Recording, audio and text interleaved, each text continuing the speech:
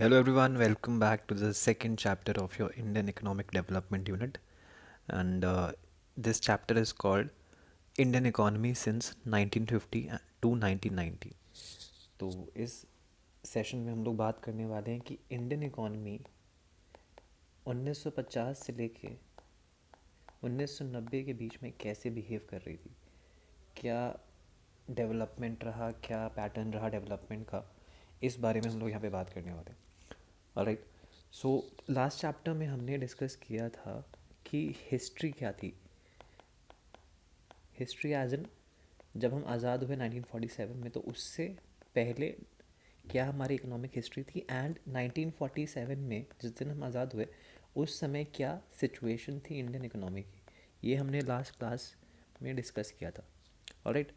अब हम बात करने वाले हैं कि इंडियन इकॉनमी जो है कैसे बिहेव करी आपके प्लानिंग के दौरान. तो 1950 से हमारा प्लान या एक प्लान्ड तरीके से इकॉनमी को रन करना हम लोग स्टार्ट करते हैं, एंड उसकी वजह से आपको इकॉनमी में प्रोग्रेस दिखता है, इकोनॉमी में डेवलपमेंट दिखता है. तो ये डेवलपमेंट जो है किस फॉर्म में हमें दिखाई दिया उसके बारे में हम लोग बात करने वाले हैं.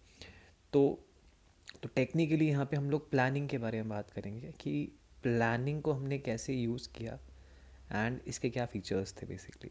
तो जैसा कि आप यहाँ पे देख पा रहे हैं, जैसा कि आप यहाँ पे पढ़ पाएंगे, the central objective of planning in India is to initiate a process of development which will raise the living standards and open out to the people new opportunities for a richer and more varied life. तो planning से क्या हुआ, planning का objective क्या था, पहले उसकी अगर मैं बात करूँ आप लोगों से, तो प्लानिंग का ऑब्जेक्टिव था to initiate the process of development. Development हमें करनी थी, हम इसीलिए प्लान करके आगे बढ़ने वाले थे. To raise the living standards, raise the living standards and to open new opportunities. अब इसका मतलब क्या, देखो हमने प्लानिंग स्टार्ट क्यों करी थी. आपने माइक्रो या मैक्रो में पढ़ा होगा कि इकोनॉमी या इकोनॉमिक्स एज अ सब्जेक्ट जो है इसलिए डेवलप हुआ बिकॉज रिसोर्सेज जो है लिमिटेड है, एंड इन रिसोर्सेज को हमें एक इकोनॉमिक तरीके से, एक जुडिशियस तरीके से, समझदारी से यूज़ करने की नीड है. सेम चीज़ अप्लाई होती है आपकी इकॉनमी में. कोई इकॉनमी होती है, अब जानते हैं किसी भी देश के अंदर, किसी भी इकॉनमी के अंदर रिसोर्स जो है लिमिटेड होते हैं. ठीक है, रिसोर्स जो है लिमिटेड है, एंड इन लिमिटेड रिसोर्सेज से आपको डेवलपमेंट भी करना है, आपको लोगों की लाइफ को बेहतर भी करना है ना. तो इसीलिए आपको प्लान करने की नीड है कि आप किस तरीके से आपके पास जो भी रिसोर्सेज जो भी पैसा अवेलेबल है उसको आप कैसे यूज़ करेंगे ताकि एक होलिस्टिक डेवलपमेंट, यानी डेवलपमेंट इस तरीके से हो कि सबको फ़ायदा मिले, वो आप कर पाएँ. तो इस बारे में ये चैप्टर होने वाला है. तो स्टार्ट करेंगे इसको. इंट्रोडक्शन की हम बात करें, the leaders of the independent India had to decide among other things the type of economic system most suitable for our nation, a system which would rather promote the welfare of all than a few. तो plan हमें इस तरीके से करना था कि सबका welfare हो, सबका भला हो, ना कि कुछ लोगों का ही भला हो. तो हमें एक इकोनॉमिक सिस्टम चूज़ करना था, एक तरीका, एक थ्योरी जो है चूज़ करनी थी जिसको लेकर हम आगे बढ़ने वाले हैं, है ना. तो उस समय के प्राइम मिनिस्टर जवाहरलाल नेहरू थे. तो he was not in the favour of the kind of socialism established in the former Soviet Union, which where all the means of production, that is all the factories and farms of the country, are owned by the government. There was no private property. तो एक चीज़ बड़ी clear थी उस समय के prime minister को, नेहरू जी को, कि सोशलिज्म हमें उस फॉर्म में नहीं करना है जिस फॉर्म में आपका रशिया में हो रहा है या यूएसएसआर में हो रहा है. तो हमें अपना पैटर्न डेवलप करना है, एंड जो हमारी इकॉनमी के लिए, हमारे देश के लिए सूटेबल हो, हमें उस पॉलिसी को या उस सिस्टम को यहाँ पे बनाना है. तो तो कौन कौन से उस समय सिस्टम अवेलेबल थे आपके. तो उस समय आपका कैपिटलिज्म एक सिस्टम था, उस समय एक सोशलिज्म सिस्टम था. इन दोनों की लड़ाई चल रही थी. यूएस जो है आपका कैपिटलिस्ट सिस्टम था जो इसको फेवर कर रहा था, एंड रशिया जो है, यूएसएसआर जो है, बेसिकली आपका सोशलिज्म को फेवर कर रहा था. उस समय जो कोल्ड वॉर वाली सिचुएशन थी वो चल रही थी आपकी. अब देखिए, तो every economy has to answer 3 question. आप जब इकॉनमी को चलाना स्टार्ट करते हैं तो आपको ये 3 सवाल आंसर करने होते, ये इंपॉर्टेंट है, इनको याद रखिएगा। ये कौन कौन से 3 सवाल है कि व्हाट, कि कौन से गुड्स या सर्विस आपको प्रोड्यूस करने हैं आपके देश में, बिकॉज लिमिटेड रिसोर्सेज है तो आपको एक चॉइस जो है यहाँ पे बनानी पड़ेगी। Then we have to question कि how these good should be produce. एक बार आपने व्हाट डिसाइड कर लिया है तो आपको चूज करना है हाउ, मतलब आप टेक्नोलॉजी ज़्यादा यूज़ करेंगे या आप लेबर ज़्यादा यूज़ करेंगे। तो ये डिसीजन आपको लेना है, बिकॉज टेक्नोलॉजी जो है वो जॉब्स क्रिएट नहीं करती एंड टेक्नोलॉजी जो है बहुत महंगी होती है, तो आपको पैसा लगता है। तो आपको चूज़ करना पड़ेगा कि आपको किस तरीके से प्रोडक्शन करना है। अब इंडिया जैसे देश के लिए जहाँ पे पॉपुलेशन बहुत ज़्यादा है, तो it is cheaper to hire labour than to buy new technology. तीसरा सवाल जो आपको यहाँ पे फेस करना है वो है हाउ टू डिस्ट्रीब्यूट। डिस्ट्रीब्यूशन कैसे होगा, रिसोर्सेज ऐसा ना हो कि सिर्फ एक या कुछ लोगों के हाथ में रहे, उसका डिस्ट्रीब्यूशन सबके पास जो है चीज़ें पहुंचनी चाहिए। ये किस तरीके का होगा ये भी आपको सोचना पड़ेगा यहाँ पे। तो अब इसके अकॉर्डिंग आपको एक सिस्टम चूज करना पड़ेगा जहाँ पे ये तीनों चीज़ें जो हैं सही तरीके से हो रही हो। तो एक सिस्टम है आपके पास कैपिटलिज्म, एक सिस्टम है आपके पास सोशलिज्म। तो भाई आप क्या चूज़ करेंगे? तो उस समय हमने क्या किया, देखो कैपिटलिज्म में देखो हो क्या रहा है, पहले आपको समझना पड़ेगा कैपिटलिज्म क्या है। तो in a market economy also called as capitalism. तो कैपिटलिज्म को हम लोग मार्केट इकॉनमी भी बोलते हैं। तो कहीं आपको ये दिखा मिल जाए तो आप समझ जाइएगा कि कैपिटलिज्म की बात हो रही है।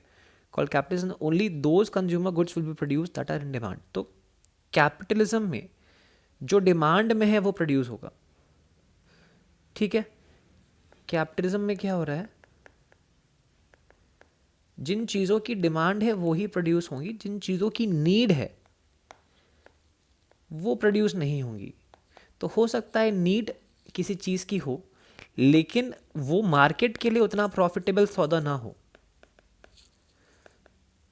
तो उस केस में उसका प्रोडक्शन नहीं होगा। तो कैपिटलिज्म जो है आपका प्रॉफिट के लिए काम करता है, ठीक है।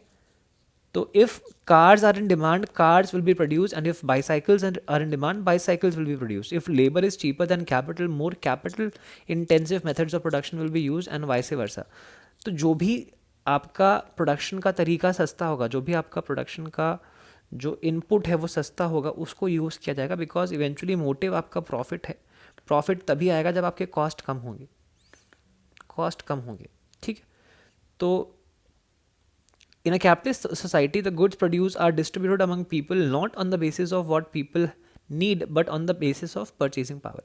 तो purchasing power मतलब खरीदने की क्षमता, पर purchasing power, तो जिसमें खरीदने की क्षमता है उसी को सामान मिलेगा। यानी कि डिस्ट्रीब्यूशन इस तरीके से हो रहा है कि परचेजिंग पावर या एबिलिटी जिसके अंदर है उसी को सामान मिलेगा, ना कि जिसको नीड है उसको सामान मिलेगा। सोशलिज्म में क्या हो रहा है, in a socialist society the government decide what goods are to be produced. यहाँ पे सरकार डिसाइड कर रही है सोशलिज्म में कि भाई क्या प्रोड्यूस होगा। कैपिटलिज्म में मार्केट डिसाइड कर रहा है,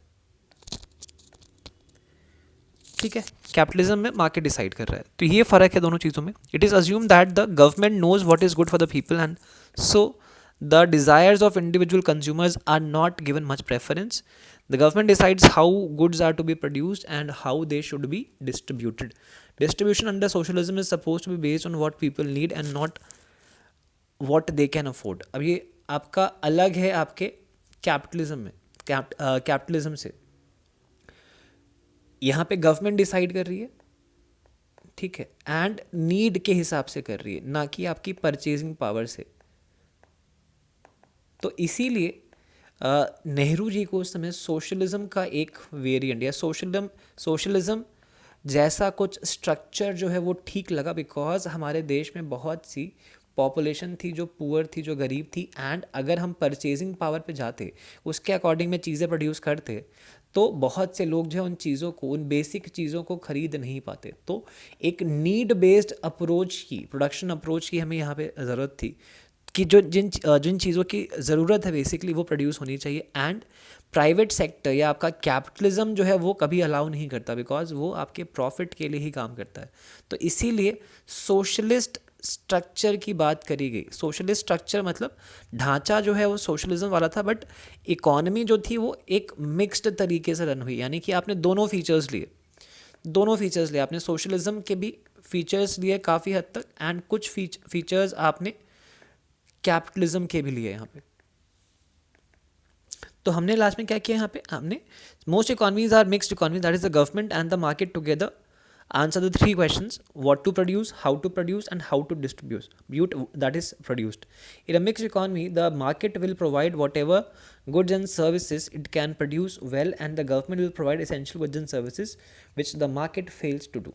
तो मिक्स्ड में क्या हो रहा है आपका कि कुछ चीज़ें सरकार प्रोवाइड कर रही है, मैक्सिमम चीज़ें सरकार, जैसे इंडियन कॉन्टेक्स्ट में मैक्सिमम चीज़ें सरकार प्रोवाइड कर रही है, कुछ चीज़ें आपकी प्राइवेट सेक्टर प्रोवाइड कर रही थी। तो स्ट्रिक्टली आज socialist society has no private property. Socialism के अंदर सब कुछ जो है वो सरकार ओन करती है, सरकार की ओनरशिप है हर चीज़ में, सरकार की ओनरशिप होती है, ज़मीन जायदाद जो भी देश के अंदर है सब कुछ सरकार का होता है। हमारे देश में वी हैड प्राइवेट प्रॉपर्टी, तो इसीलिए एग्जैक्टली सोशलिज्म को कॉपी कर पाना पॉसिबल नहीं था, बिकॉज ओनरशिप जो है आपके प्राइवेट लोगों के पास थी। तो इसीलिए हमने दोनों के फीचर्स लिए, कैपिटलिज्म के भी फीचर्स लिए, सोशलिज्म के भी फीचर्स लिए। एग्जैक्टली सोशलिज्म को कॉपी नहीं किया, बट काफ़ी हद तक हमारा जो सिस्टम था वो सोशलिज्म से ज़्यादा डिराइव हो रहा था। तो इस चीज़ को याद रखिएगा कि हमारा टिल्ट सोशलिज्म की तरफ था। Now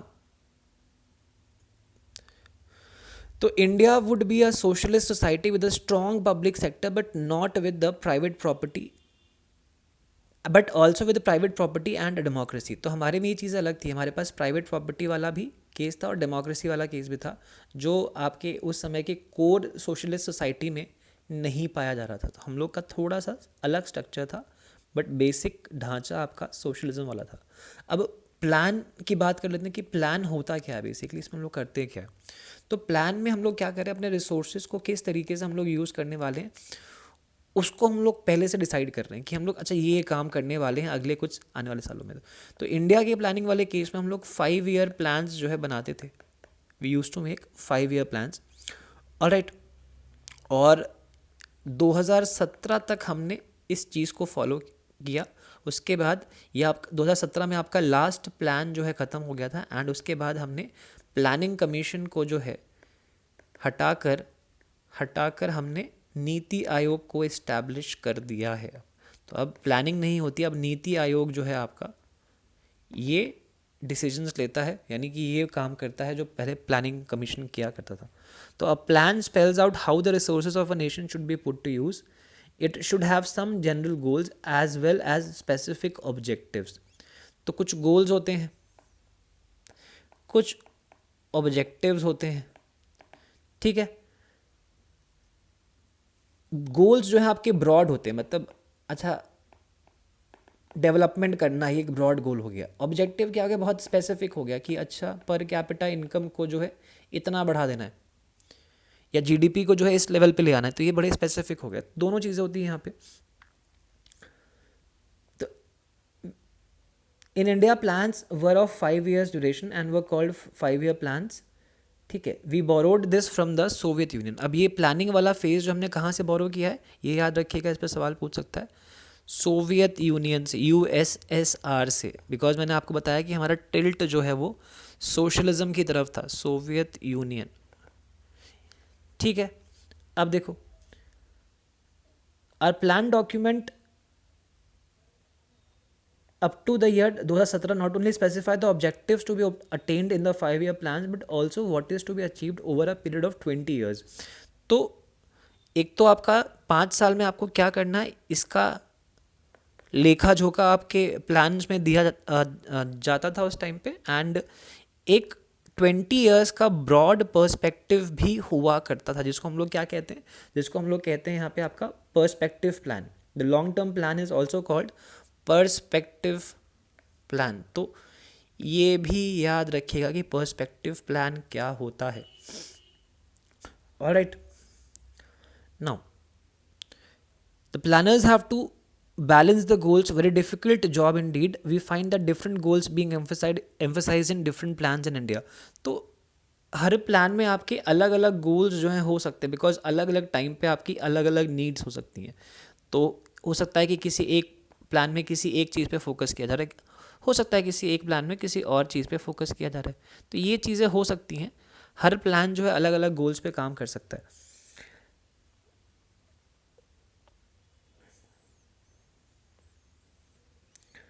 now the Industrial Policy Resolution of 1948 and the Directive Principles of the Indian Constitution reflected this outlook.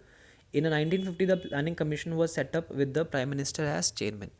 तो 1950 में जो है आपकी प्लानिंग कमीशन को सेटअप किया गया था, ये याद रखिएगा।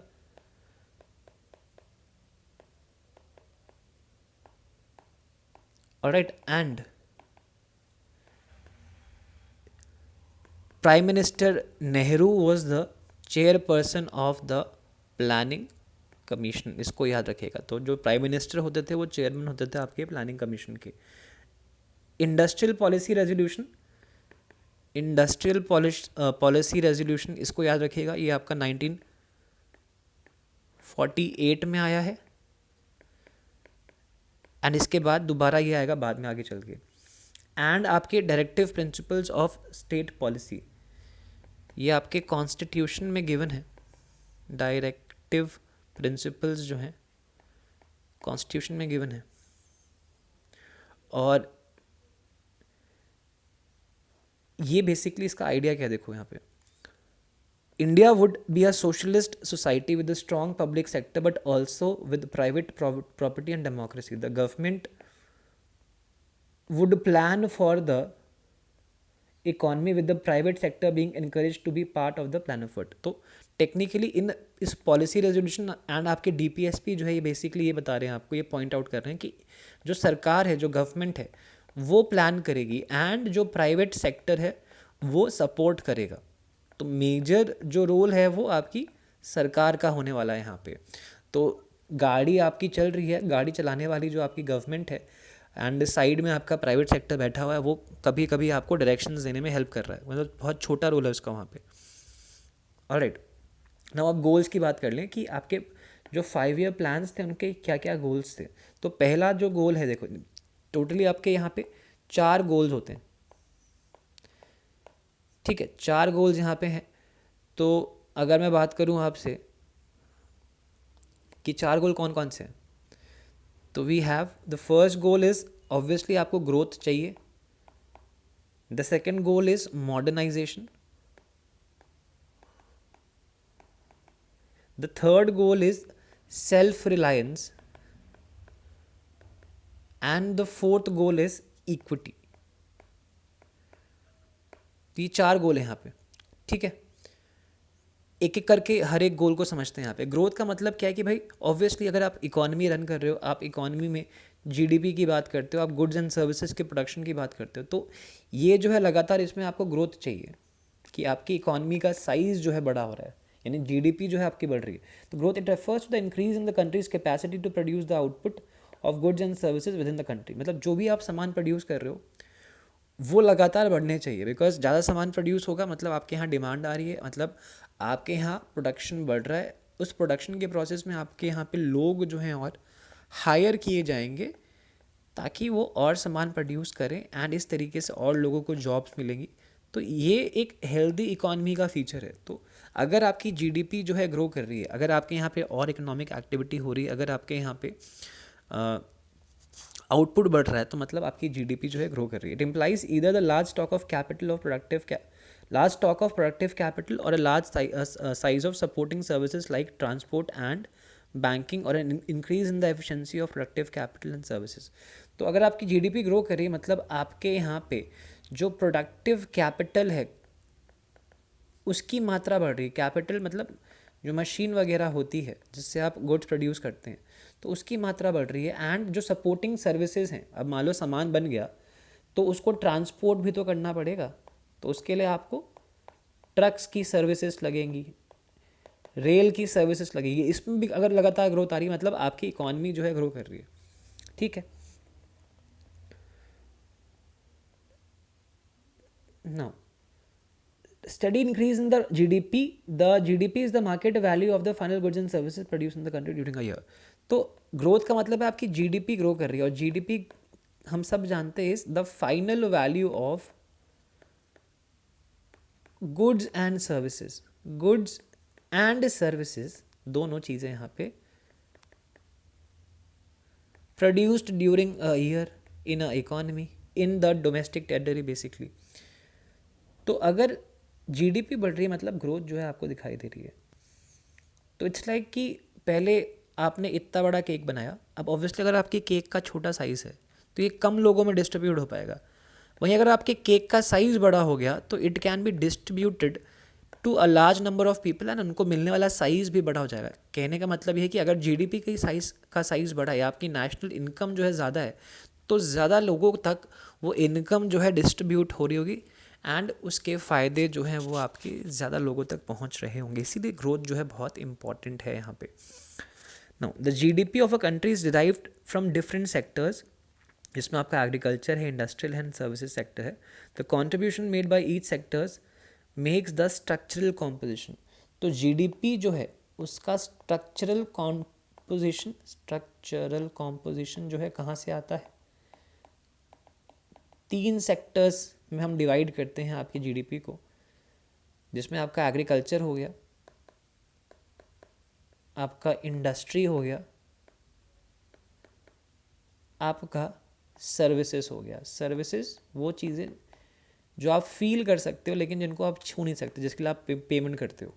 जैसे लीगल सर्विस हो गया, लॉयर की सर्विस हो गया, जैसे टीचर की सर्विस हो गई जो आपको पढ़ा रहे हैं, तो ये सर्विसेज में काउंट होता है. यहाँ पे आपको कुछ ऐसा नहीं मिल रहा जिसको आप छू सकते हो, लेकिन आपको फिर भी कुछ ना कुछ वैल्यू मिल रही होती है, तो इसके लिए आप पे करते हो.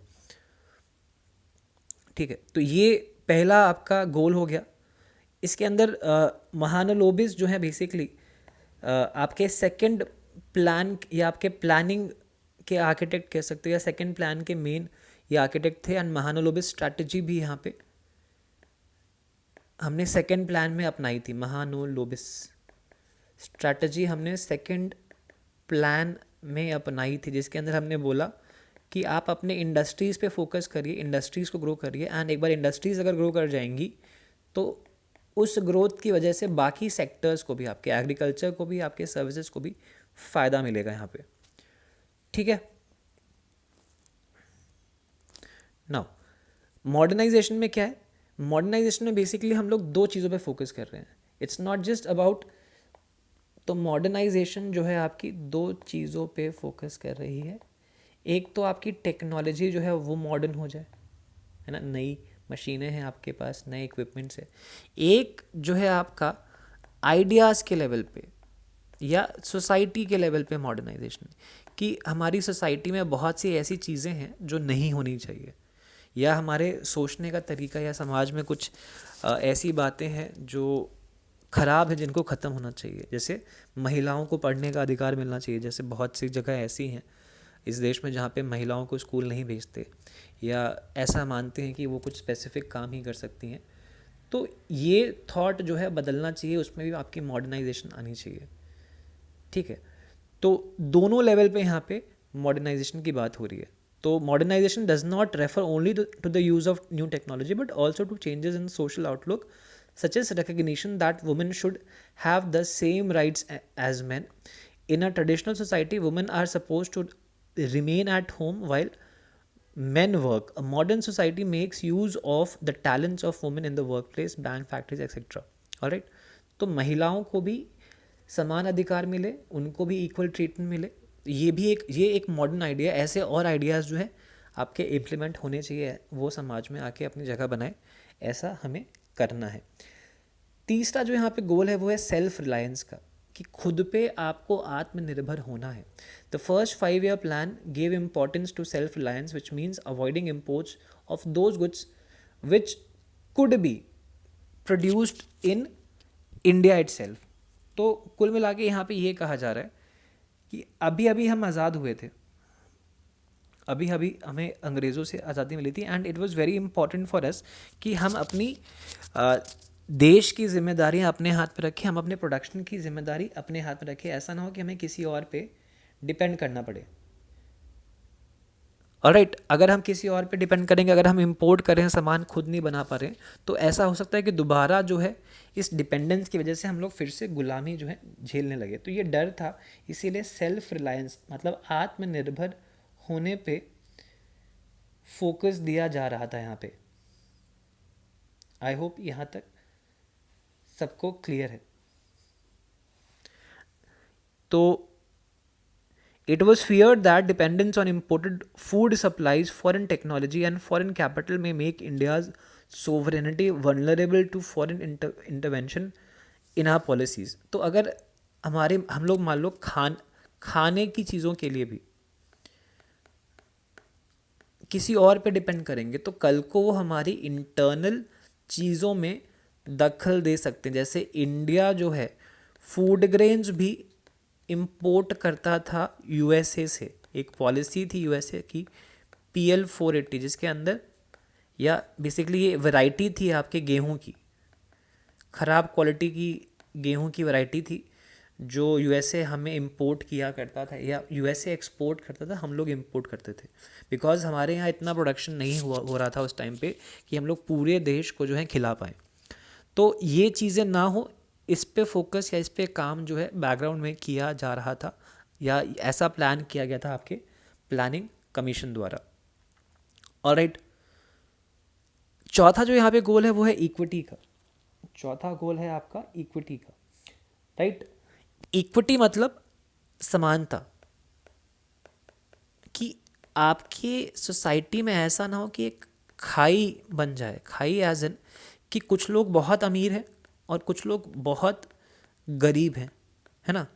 ये गैप नहीं होना चाहिए, गैप जितना कम हो उतना बेहतर है। तो a country can have high growth, the most modern technology developed in the country itself, and also have the most of its people living in poverty.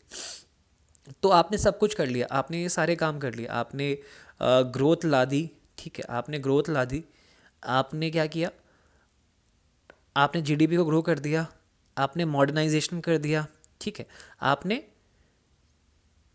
Self reliance कर लिया कि आप खुद पे डिपेंडेंट भी होगी, लेकिन आपने इक्विटी या इक्वालिटी को इस्टेब्लिश नहीं किया। आपके यहाँ पे पॉवर्टी जो है अभी भी एग्जिस्ट कर रही, बहुत सी जनता जो है पुअर है। तो इस केस में इस डेवलपमेंट के कोई मायने नहीं रहते, राइट। तो आपको डेवलपमेंट इस तरीके से करना है कि भाई सबको बेनिफिट मिले। तो benefits of economic prosperity should reach the poor sections as well. तो every Indian should be able to meet his or her basic needs such as food, a decent house, education, healthcare, and inequality in the distribution of wealth should be reduced. तो inequality जो है वो कम होनी चाहिए, ये भी एक focus था आपकी प्लानिंग का, कि प्लानिंग इस तरीके से करेंगे कि इक्वालिटी जो है इस्टेब्लिश हो।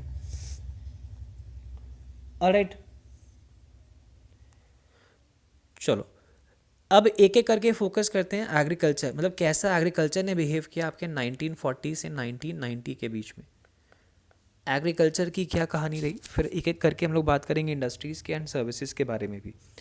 तो इस फेज़ में किस तरीके से परफॉर्म किया है आपके एग्रीकल्चर ने, क्या क्या पॉलिसी लेवल पे चेंजेस हमने यहाँ पे किए जिससे एग्रीकल्चर जो है और बेहतर हो सके। तो हमने सबसे पहले लैंड रिफॉर्म्स पे काम किया।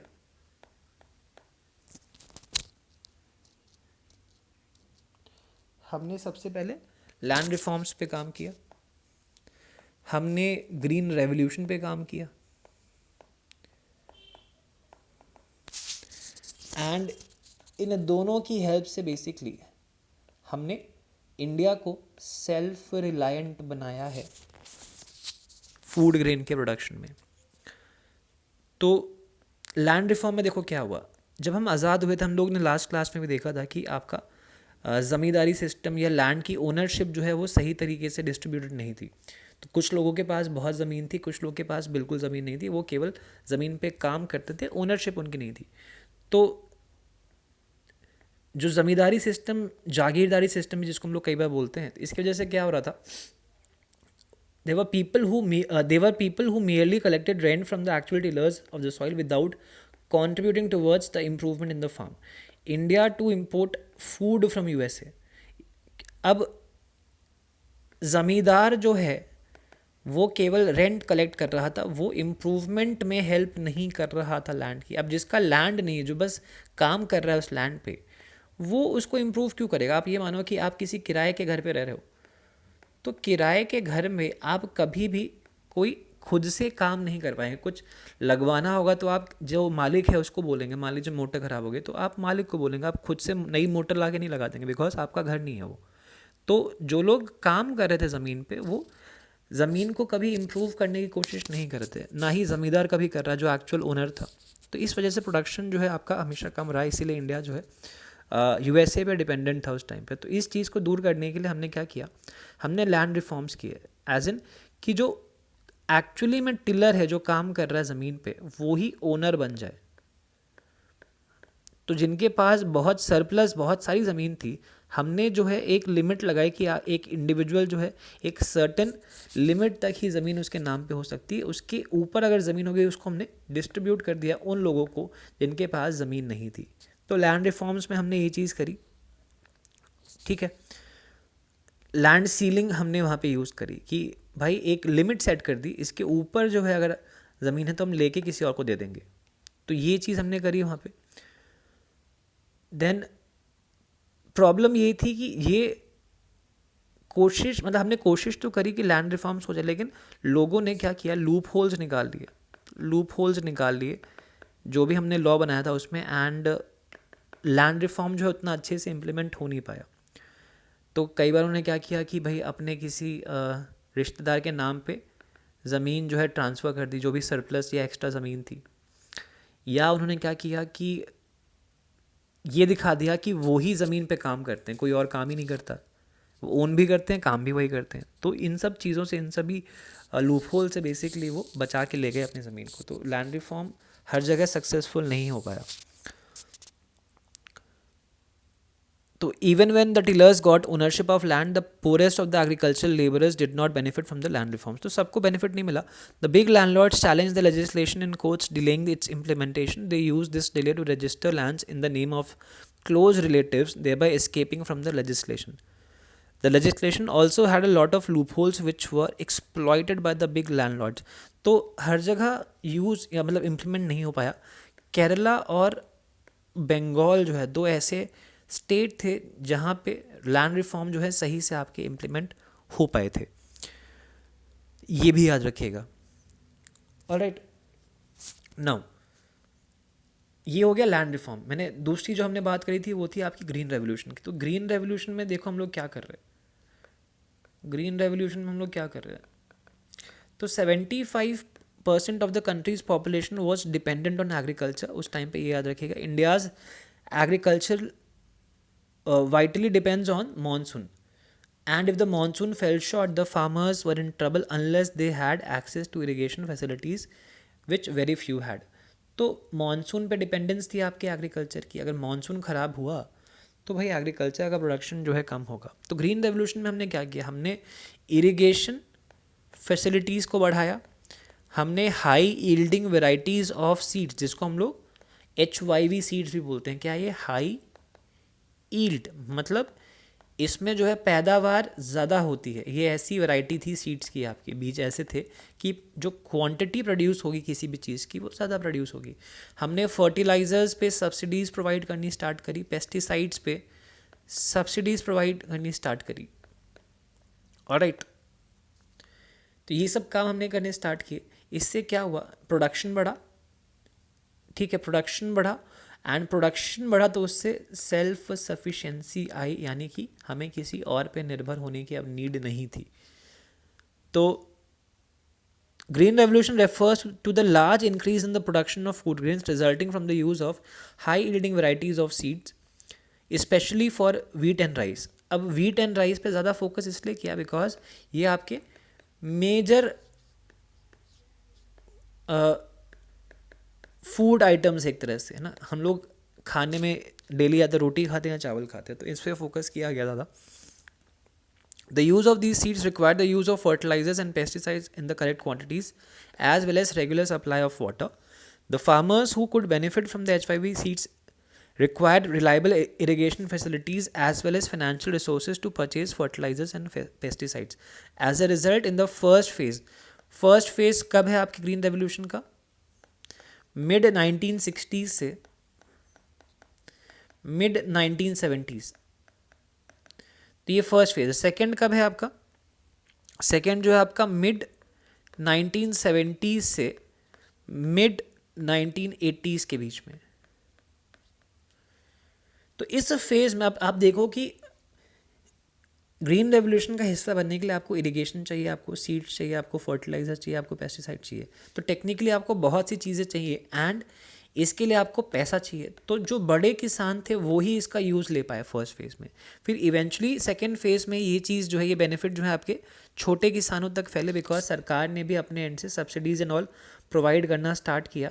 एंड इस वजह से सब्सिडीज़ प्रोवाइड करना स्टार्ट किया, लोन प्रोवाइड करने स्टार्ट किए कम इंटरेस्ट रेट पे. तो इस वजह से फिर सेकेंड फेज़ में आपके ये बेनिफिट जो हैं छोटे किसानों तक भी पहुँचे एंड उनका प्रोडक्शन जो है वो भी इंक्रीज़ करता है. In the second phase of the Green Revolution, the HYV technology spread to a larger number of states and benefited more variety of crops. तो इनिशियली आपके जो स्टेट्स बेनिफिट ले पाए थे, जहाँ पे आपके समर्थ किसान थे, वो थे पंजाब, आंध्रा, तमिलनाडु. एंड फोकस केवल दो चीज़ों पे था, वीट और राइस पे. सेकेंड फेज में फोकस जो है फैलता है और जो क्रॉप्स हैं इसमें ऐड होती हैं. तो India no longer had to be at the mercy of America and यहाँ से हमारी खुद पे डिपेंडेंस की कहानी जो है स्टार्ट होती है. अब हमारी डिपेंडेंस जो है अमेरिका पे वो नहीं रहती है. तो अब जब प्रोडक्शन बढ़ा, प्रोडक्शन इंक्रीज हो गया फूड ग्रेन का. पहले क्या है, खुद के खाने के लिए प्रोडक्शन नहीं हो पा रहा था, इसलिए हमें कहीं और से मंगाना पड़ता. प्रोडक्शन बढ़ गया तो सरप्लस प्रोडक्शन था आपके पास, सरप्लस गेहूं चावल है आपके पास, मतलब एक्स्ट्रा प्रोड्यूस हो गया जो आप खुद यूज़ नहीं कर रहे. तो आप इसको क्या करेंगे, आप मार्केट में बेचेंगे इसको. तो इसको हम लोग कहते हैं आपका मार्केटेड सरप्लस. जो आपके यूज़ के बाद बच जाए जिसको आप मार्केट में बेचें, वो है आपका मार्केटेड सरप्लस. तो इसका जो है मार्केटेड सरप्लस का प्रोडक्शन जो है वो भी होना स्टार्ट होता है. The portion of agriculture produce which is sold in the market by the farmers is called marketed surplus. A good proportion of the rice and wheat produced during the Green Revolution period was sold by the farmers in the market. As a result, the price of food grains declined relative to the other items of consumption. अब क्योंकि marketed surplus produce हो रहा था तो आपके supply बढ़ गई थी. मतलब मार्केट में सप्लाई बढ़ेगी तो प्राइस कम होगा, मार्केट में प्राइस कम होगा तो जो आपके कंज्यूमर्स हैं उनको फ़ायदा है यहाँ पे. ठीक है, तो ये भी इन्फ्लेशन में भी कमी है यहाँ पे. The green revolution enabled the government to produce sufficient amount of food grains to build a stock which could be used in times of food shortage. तो एक और चीज़ हो रही है यहाँ पे कि अब सरप्लस अगर हुआ है तो सरकार ने कुछ सरप्लस जो है जो प्रोड्यूस हुआ है अपने पास स्टोर करके रख लिया, ताकि कभी कोई दिक्कत आए फ्यूचर में कभी तो वो जो है सरप्लस को यूज़ करके लोगों तक खाना पहुंचा सके. तो प्रॉब्लम ये रही इस पूरे प्रोसेस में, ग्रीन रेवोल्यूशन में. One such risk was the possibility that it would increase the disparities between small and big farmers. Only the big farmers could afford the required inputs, thereby reaping most of the benefits of the green revolution. HYV crops were also more prone to attacks. अब ये problems हैं आपके green revolution की कि भाई gap जो है between big and small farmers ये बढ़ा इस, और जो HYV सीड्स थी इस पे जो है कीड़े बहुत अटैक करते थे. तो they were prone to attack by pest and the small farmers who adopted this technology could lose everything in a pest attack. तो अब अगर जो छोटा किसान है जिसने इन्वेस्ट किया इन सब चीज़ों में, अगर वहाँ पे आपके कीड़े लग गए तो फसल पूरी ख़राब हो जाएगी. फसल ख़राब होने का मतलब है उस छोटे किसान का नुकसान हो जाएगा, वो कर्जे में आ जाएगा. तो ये सारे इश्यूज थे आपके HYV सीड्स के साथ. तो the government provided loans at low interest rate to small farmers and subsidize fertilizers so that small farmers could also have access to needed inputs. The small farmers could obtain the required inputs. The output on small farmers in the course of time also increased. तो जब छोटे किसानों तक भी ये चीज़ें पहुंच गई, सरकार के एंड से जो सब्सिडी थी, जो सस्ते लोन्स थे, अगर वो जब वो पहुंचे तो उनका प्रोडक्शन भी बढ़ा एंड उनको भी यहाँ पे फ़ायदा मिला. The risk of the small farmers being ruined when pests attacked their crops was considerably reduced by the services rendered by research institutes established by the government. अब HIV सीड्स पे कीड़े अटैक करते हैं, इसकी मदद करने के लिए जो हमारे रिसर्च लैब्स थी सरकार की, उन्होंने बहुत काम किया एंड ऐसी वैरायटी ऑफ सीड्स बनाने की कोशिश करी उन लोगों ने जिन पे कीड़े कम लगते हो, तो जिससे छोटे किसान को नुकसान ना हो.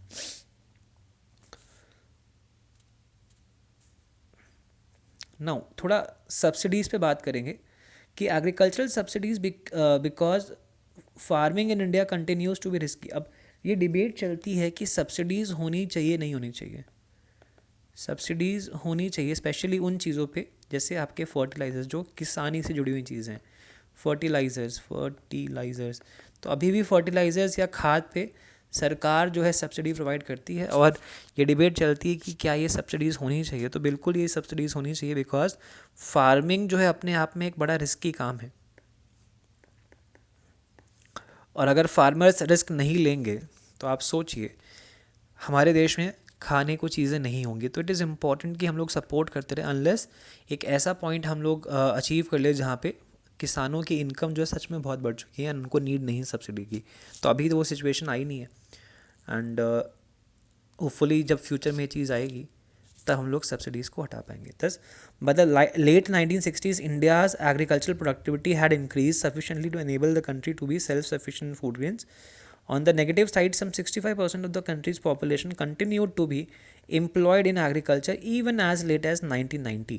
तो 1990 में भी लगभग 60% 65% पॉपुलेशन जो है अभी भी आपकी किसानी में लगी हुई थी, जबकि खेती का प्रोडक्ट जो एग्रीकल्चर का प्रोडक्शन था वो काफ़ी इंक्रीज़ हो चुका था.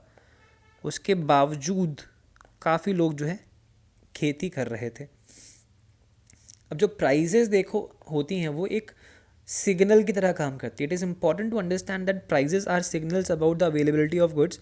If a good becomes scarce the price will rise and those who use the good will have the incentive to make efficient decisions about the use based on the prices. तो अगर किसी चीज़ का price जो है बढ़ रहा है तो उसकी इसका मतलब ये है कि उसकी क्वांटिटी जो है वो कम हो गई है आपकी इकॉनमी में. एंड जब किसी चीज़ की क्वांटिटी कम हो जाती है तो बेसिकली आप उस चीज़ को और अच्छे से बचा के यूज़ करने की कोशिश करते हो. तो प्राइस जो है एक सिग्नल की तरह काम करती हैं किसी भी देश में. एक आइडिया यहाँ पे मेंशन्ड है, इसमें से हमें इतना ही समझने की नीड, इसको याद रखिएगा. Now, a nation becomes more prosperous the proportion of GDP contributed by the agriculture as well as the proportion of population working in the sectors decline considerably. Alright, in India between 1950 and 1990, the proportion of GDP contributed by agriculture declined significantly, but not the population depending on it. ये एक important चीज़ है, ये एक unique चीज़ है Indian context में. तो जब भी जीडीपी आपकी ग्रो करना स्टार्ट करती है तो एग्रीकल्चर का कंट्रीब्यूशन जो है वो आपकी जीडीपी में वो ओवर टाइम जो है वो कम होने लगता है.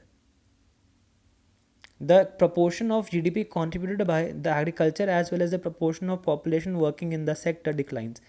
तो एग्रीकल्चर का कॉन्ट्रीब्यूशन जीडीपी में कम होगा, प्लस जो आपकी वर्कफोर्स है जो एग्रीकल्चर पर डिपेंड कर रही है वो भी कम होगी. लेकिन इंडिया वाले केस में ऐसा नहीं हुआ. हमारी वर्कफोर्स जो इन्वॉल्व थी एग्रीकल्चर में वो कम नहीं हुई.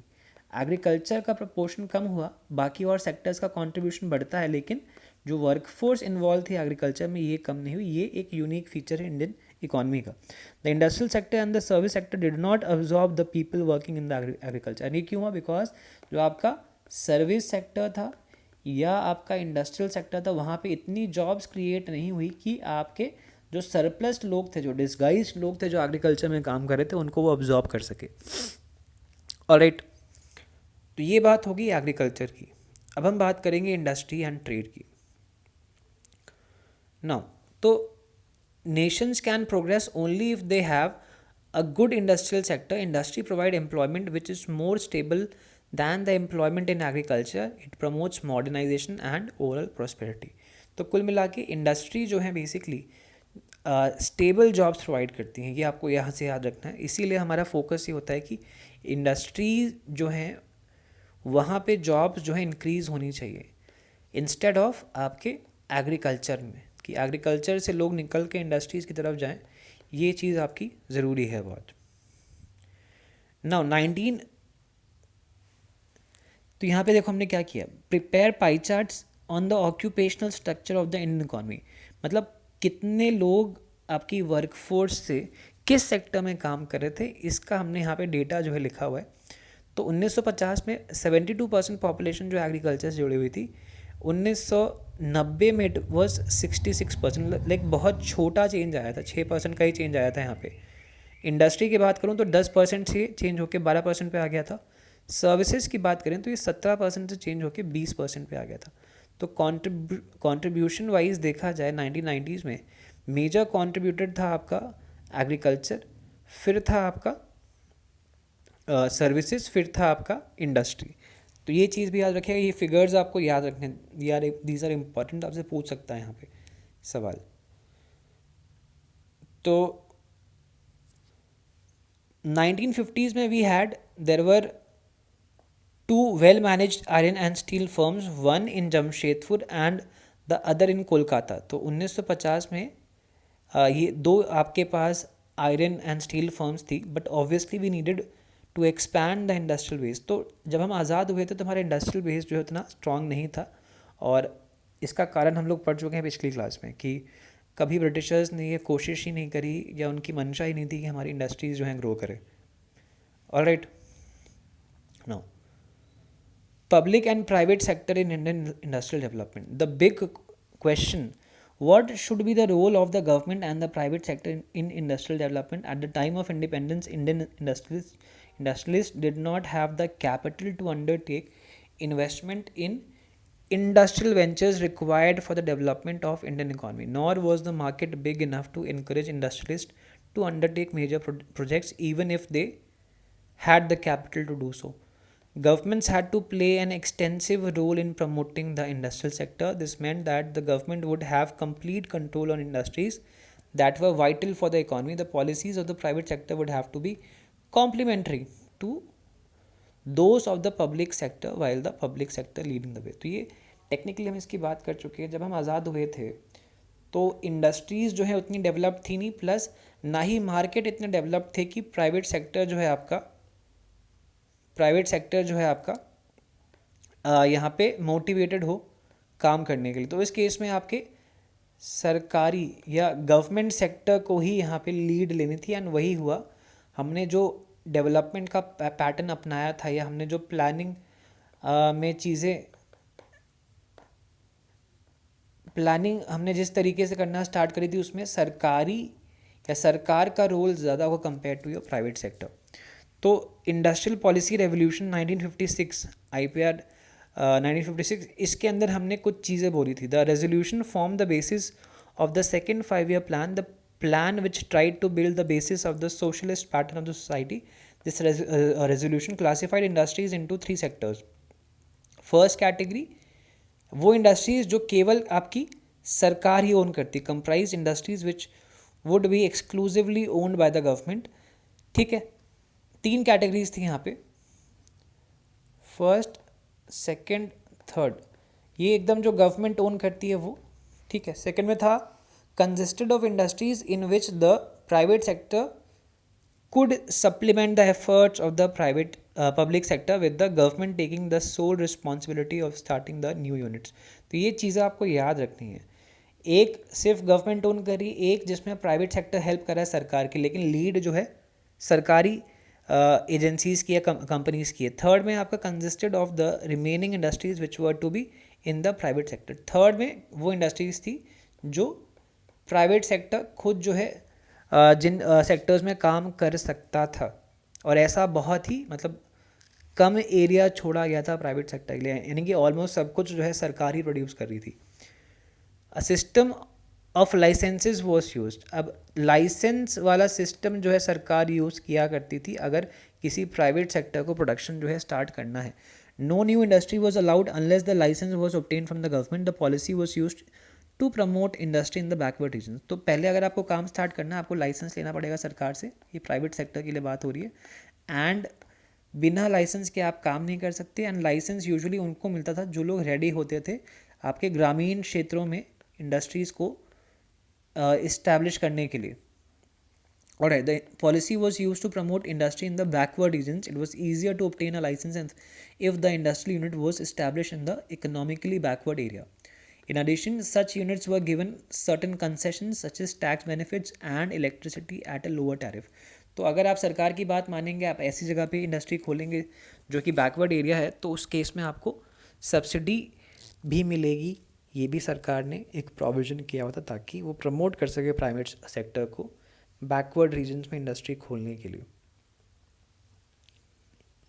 Alright, now even an existing industry had to obtain a license for expanding output or for diversifying the production। तो अगर ऑलरेडी कोई इंडस्ट्री एग्जिस्ट कर रही है और वो अपना प्रोडक्शन का स्केल बड़ा करना चाह रही है, वो और प्रोडक्शन करना चाह रही है, तो उसके लिए भी उसको परमिशन लेनी पड़ती थी सरकार से, ताकि ऐसा ना हो कि वो एक्स्ट्रा सामान प्रोड्यूस कर दे जो बिक नहीं रहा है, जिसका कोई यूज़ नहीं है। ठीक है, नो स्मॉल स्केल इंडस्ट्री को लेके बेसिकली क्या बोला गया था? इन 1955 the village and small scale industries committee, also called the Karve committee, noted the possibility of using small scale industries for promoting rural development। तो ये याद रखिएगा आपके कार्वे कमेटी ने क्या बोला था, और ये 1955 में बात बोली गई थी कि स्मॉल स्केल इंडस्ट्री, छोटी इंडस्ट्रीज जो है बेसिकली वो हेल्प कर सकती हैं जॉब्स क्रिएट करने में आपके ग्रामीण क्षेत्रों में, रूरल डेवलपमेंट के लिए। A small scale industry is defined with the reference to the maximum investment allowed on the assets of a unit. तो आपका स्मॉल इंडस्ट्री या स्मॉल यूनिट क्या होती है, वो बेसिकली आपने कितना पैसा इन्वेस्ट किया उस पर डिपेंड करती है। तो इन 1950 a small industrial unit was one which invested a maximum rupees of 5 lakh. तो 1950 में अगर कोई इंसान जो है 5 लाख तक पैसा लगा कर कोई काम स्टार्ट करता है तो वो स्मॉल इंडस्ट्री में काउंट होगा। अभी प्रेजेंटली ये आपका करंट अफेयर्स का एक सवाल बन सकता है, ये जो लिमिट है वो है आपकी 2.5 करोड़। तो ये भी याद रखिएगा। तो नई लिमिट जो है आपकी 2.5 करोड़ है। तो अगर कोई इंडस्ट्री या कोई फैक्ट्री जो है 2.5 करोड़ तक का इन्वेस्टमेंट करती है तो वो स्मॉल इंडस्ट्री वाले केस में काउंट होगी आपकी।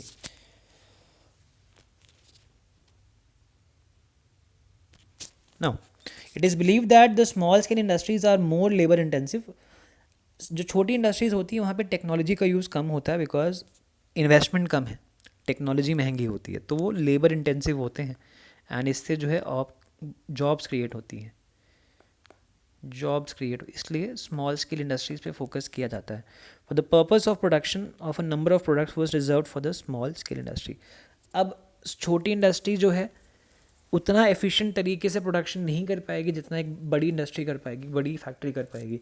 तो इस केस में सरकार ने क्या किया कि क्योंकि कंपटीशन होगा बड़ी फैक्ट्रियों से तो छोटी फैक्ट्रियां बंद हो जाएंगी, तो सरकार ने कहा कि कुछ चीज़ें ऐसी हैं जो केवल छोटी फैक्ट्रियां ही प्रोड्यूस कर सकती हैं, तो उनके लिए कुछ चीज़ों को फिक्स कर दिया गया कि ये आप ही प्रोड्यूस करेंगे, बड़ी फैक्ट्रियां जो है प्रोड्यूस नहीं कर पाएंगे इसको। और उनको they were also given concessions such as lower excise duty and bank loans at a lower interest rate. तो उनको कंसेशंस भी मिलते थे छोटी इंडस्ट्रीज़ को। नाउ ट्रेड पॉलिसी क्या थी हमारी? हमने इंपोर्ट सब्स्टिट्यूशन पे फोकस किया कि हम इंपोर्ट बाहर से चीज़ें नहीं करेंगे, rather we will produce in our own country. ठीक है, तो यानी कि इनवर्ड लुकिंग, अंदरूनी, अंदर की तरफ देखती हो, अंदर मतलब अपनी खुद की इंडस्ट्रीज़ को आप देख रहे हो कि आप प्रोड्यूस करेंगे, हम बाहर से नहीं मंगाएंगे। ठीक है, तो प्रोडक्शन, और हम लोग इंपोर्ट को कैसे रोक रहे थे? इंपोर्ट रोकने के 2 तरीके हैं, या तो आप टैरिफ लगा दो, बाहर से जो सामान आया है उस पर टैक्स लगा दिया है ना, या फिर आपने कोटा लगा दिया। तो टैक्स अगर आपने लगाया, मान लो कि कोई गाड़ी आ रही है, बाहर से कोई गाड़ी आ रही है, इम्पोर्ट हो रही है, तो वो 1,000 रुपये की, आपने इस पर 100% का टैक्स लगा दिया, तो वो 2,000 की होगी, तो वो महंगी हो गई देश में। अब महंगी चीज़ को कोई क्यों परचेज करेगा, जब आपके पास अपने देश में बनने वाली चीज़ें हैं सेम क्वालिटी की जो सस्ती हैं। सिमिलरली कोटा में क्या होता है कि हमने फिक्स कर दिया, अच्छा बाहर से गाड़ियाँ आ रही हैं, केवल साल में 50 कार ही बाहर से आएंगी, तो आपने कोटा लगा के भी बाहर से आने वाली चीज़ों को रोक दिया। तो इम्पोर्ट सब्सटीट्यूशन का मतलब है आप बाहर से चीज़ें नहीं ला रहे हो, अपने ही देश में प्रोड्यूस कर रहे हो, ठीक है। तो industries of developing countries were not in a position to compete against the goods produce in the developed economies. अब ये क्यों किया हमने, क्योंकि हम लोग नई नई इकॉनमी थे, अभी अभी आज़ाद हुए थे, एंड इस सिचुएशन में हमारी जो इंडस्ट्रीज़ थी, जो फैक्ट्रियाँ थी, वो भी नई नई थी, तो अभी उनके अंदर वो मेच्योरिटी नहीं आई थी, एंड इसीलिए वो उतना एफिशिएंट नहीं थी, तो वो उतने अच्छे से सामान को या उतने सस्ते तरीके से सामान को प्रोड्यूस नहीं कर पाते जितना आपके डेवलप्ड देश कर रहे थे। तो उनके कॉस्ट जो है बहुत कम थे, हमारे कॉस्ट कम नहीं थे, तो हम लोग डायरेक्टली जो है इनसे कम्पीट नहीं कर पाते। अगर हम लोग प्रोटेक्शन ना लगाते इम्पोर्ट टैरिफ की या कोटा की, तो हम लोग डायरेक्टली कम्पीट नहीं कर पाते और हमारी अपनी इंडस्ट्रीज़ कभी डेवलप ही नहीं हो पाती, सारा कंपटीशन ख़त्म हो जाता, बिकॉज जो दूसरे देशों की कंपनीज थी वो सस्ते दाम पे अपना माल बेचती, एंड हमारी अपनी इंडस्ट्रीज जो है उनसे कम्पीट नहीं कर पाती।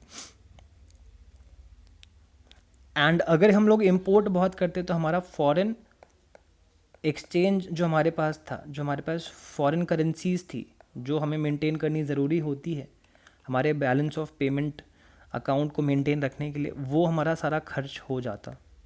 तो ये बहुत सी चीज़ें थी जो हम लोग जिनको देखते हुए हमने इम्पोर्ट सब्सटीट्यूशन की पॉलिसी जो है अपनाई थी। नाउ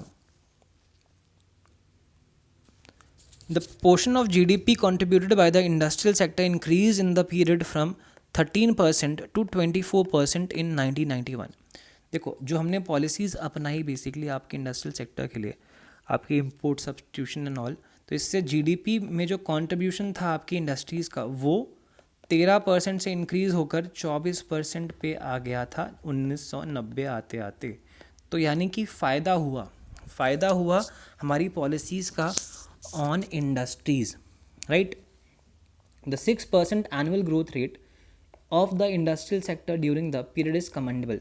तो इस पूरे पीरियड में 1950 से लेकर 1990 के बीच में हमारा इंडस्ट्रियल सेक्टर जो है 6% से ग्रो किया है एनुअली। ये भी याद रखिएगा, इम्पॉर्टेंट है ये चीज़ ना। ये ग्राफ, ये टेबल आप देख पा रहे होंगे, ये कॉन्ट्रीब्यूशंस हैं यहाँ पे, कौन सा सेक्टर जो जीडीपी में कितना परसेंट कंट्रीब्यूट कर रहा था। तो 1950 में 59% एग्रीकल्चर का शेयर था, 13% इंडस्ट्री का शेयर था, 28% सर्विसेज का शेयर था। 90 आते आते 34%, यानी शेयर ऑफ एग्रीकल्चर जो है कम हुआ, 35 के आसपास आ गया। इंडस्ट्री का शेयर जो है ऑलमोस्ट डबल हो गया, 24.6, एंड सर्विसेज का शेयर जो है 40% पे आ गया। तो ये इंपॉर्टेंट है, आपका सर्विसेज जो है वो हाईएस्ट कंट्रीब्यूटर थी आपके जीडीपी में, फिर आपका एग्रीकल्चर था, फिर आपकी इंडस्ट्रीज थी। तो ये टेबल भी आपको याद रखनी है, ये फिगर्स आपको याद रखने हैं, very important. It is now widely held that the state enterprises continue to produce goods and services although this was no longer required। तो एक सर्टेन पॉइंट पे पहुंचने के बाद जहाँ पे हमारी जीडीपी जो है ठीक कर रही थी, इकॉनमी जो है ठीक कर रही थी, हमारे सरकार ने कुछ चीज़ों का प्रोडक्शन जो है करना बंद नहीं किया। मतलब अब हमारा प्राइवेट सेक्टर जो है ठीक ठाक डेवलप हो चुका था, उसके बावजूद सरकार जो है कुछ चीज़ें प्रोड्यूस कर रही थी जो उसको नहीं करनी चाहिए थी, जो प्राइवेट सेक्टर आराम से कर सकता था, ठीक है। क्योंकि कुछ चीज़ें रिजर्व थी अभी भी गवर्नमेंट के कंट्रोल में थी, वो चीज़ें अभी तक हमने वो उस कंट्रोल को छोड़ा नहीं था। अब ये चीज़ थोड़ी ख़राब थी, सरकार को जो है प्राइवेट सेक्टर को और रोल यहाँ पे देना चाहिए था और अपना रोल जो है कम करना चाहिए था, बिकॉज प्राइवेट सेक्टर जो है वो ज़्यादा एफिशिएंट होता है compare to the government sector. Government को केवल वहीं काम करना चाहिए था जहाँ पे प्राइवेट सेक्टर काम ना कर रहा हो या ना करना चाह रहा हो, जैसे सोशल सर्विसेज प्रोवाइड करना, जैसे फ्री हेल्थ केयर प्रोवाइड करना, फ्री एजुकेशन प्रोवाइड करना। ये सारा काम जो सरकार को अपने पास रखना चाहिए था, बट सरकार ने और भी बहुत से काम अपने पास रखे हुए थे, जैसे मॉडर्न ब्रेड करके सरकार की एक कंपनी थी जो ब्रेड बनाती थी। अब ब्रेड तो कोई भी प्राइवेट कंपनी बना सकती है, ब्रेड बनाना तो कोई मुश्किल काम है नहीं, लेकिन ये चीज़ चलती रही बिकॉज ऑफ मैनी रीजंस। तो इन 2001 और 2001 में जाके हमने बेसिकली मॉडर्न ब्रेड को प्राइवेट सेक्टर को बेचा, ठीक है। तो the point is that after 4 decades of plan development of Indian economy no distinction was made between.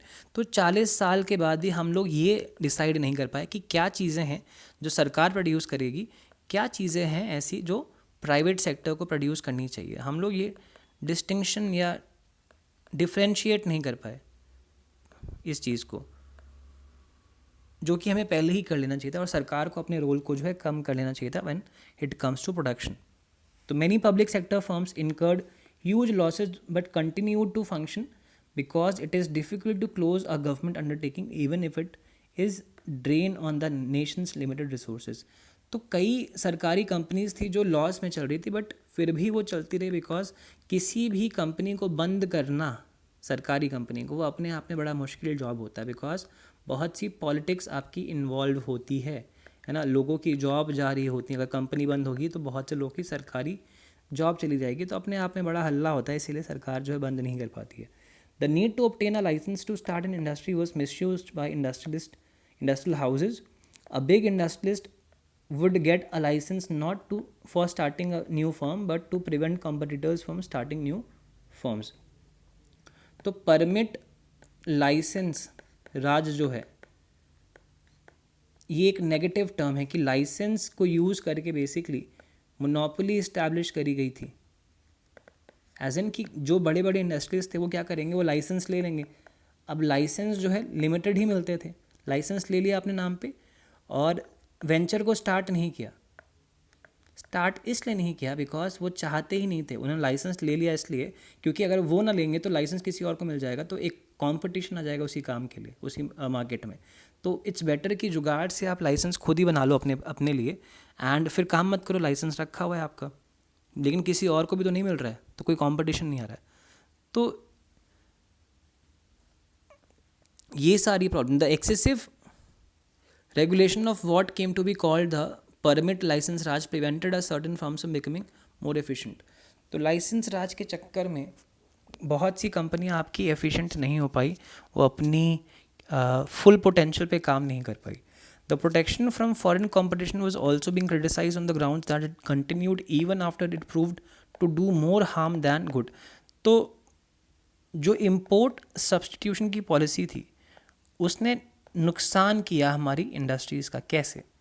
क्योंकि आपने क्या कहा कि बाहर से कुछ माल नहीं आएगा, सब कुछ डोमेस्टिक जो हमारी कंपनियां वो प्रोड्यूस करेंगे। अब डोमेस्टिक जो कंपनियां हैं बेसिकली उनको मालूम है कि कोई कंपटीशन नहीं है, बाहर से कोई नहीं आएगा, तो उन्होंने खुद को इम्प्रूव करने में कभी कोई मेहनत ही नहीं करी। अब ये प्रॉब्लम थी एक, इससे जो है ख़राब क्वालिटी की चीज़ें बनती रही इंडिया में एंड प्राइस भी आपका कम नहीं हुआ। तो ये नुकसान था आपका कंपटीशन ना होने की वजह से। तो इसीलिए 1991 में आपकी न्यू इकोनॉमिक पॉलिसी आती है। जो भी हमारी पुरानी मिस्टेक्स थी उनको हमने यहाँ पे ठीक करने की कोशिश करी है, एंड काफ़ी हद तक इस न्यू पॉलिसी ने हमको हेल्प किया है एक डेवलपमेंट के रास्ते में आगे बढ़ने के लिए। अब ये न्यू पॉलिसी क्या थी इसकी बात करेंगे हम लोग नेक्स्ट क्लास में, अगले चैप्टर में। So this is all for this session. All right, and thank you so much for watching, and I'll see you soon in the next session. Tab tak, take care everyone.